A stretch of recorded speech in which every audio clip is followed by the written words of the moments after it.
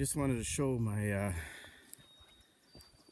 system that's feeding the property at the moment. This is kind of laid out temporary as the hazard came on fast.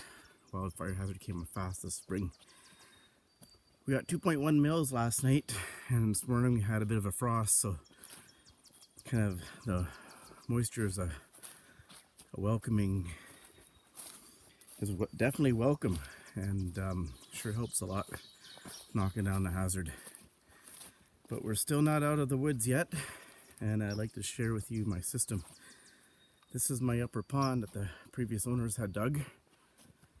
It's on the highest point of this side of the property, and from there I'm drafting out of that pond to my fire tank. It's kind of hard to see here with the sunlight. Let me move over a bit here. Get the sun on the right side of the camera. Anyways, this is my skidder. My daughter calls him Lucifer. He's a Clark 666B, which means he's a line skidder. So he's got the winch, and I have 8 chokers. So in the winter, I'm using them for logging and pulling wood. And then I just winch up that tank. It clips in, and I got 400 gallons of water, pump, and I'm ready to go. So currently, I got the suction hose hooked up. It's all primed and drafting, and actually I'm currently using it to water the yard also via gravity feed, because that's with that primed, it just gravity feeds down. And if I have a spot fire somewhere, all I need to do is unclip here and just unhook this pipe, unhook my suction hose, and I'm gone down the trail.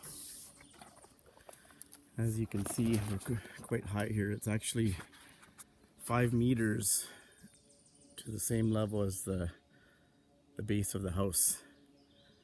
On the second story, if you're looking out the window, you are basically level with this upper hill. And that's hooked to my irrigation sprinkler, and I got multiple yard sprinklers and even one on the garden that I can utilize this water for at the moment. I just whipped this up quickly due to the current hazard, and it's working just fine. I feed this dugout with my solar pump, which comes in here. Currently I just have it hanging in the willows, and it runs in, kind of aerating the pond, which is cleaning up all this mishmash, and I've been scooping it out slowly and getting it going. But that's another story. And there's multiple things happening here at one time, including a food forest around the pond, and again, another video for another time. But yeah, I just wanted to show you Lucifer, the fire skidder. He's on call, and you know, worst case scenario, we can put a lot of water on the property in a heck of a hurry, fuel up the pump and evac if we have to, and let the sprinklers run and hope for the best.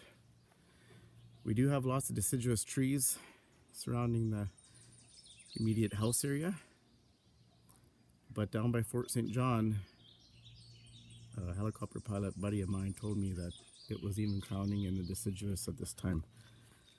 They had such erratic fire behavior, and I wouldn't expect any different if we have the same winds and what have you here. So it's always good to be ready, have a plan. Vehicles are always fueled up. We got water and food in the vehicle, so we can just leave, extra fuel, and yeah, if we need to, we can head down the road.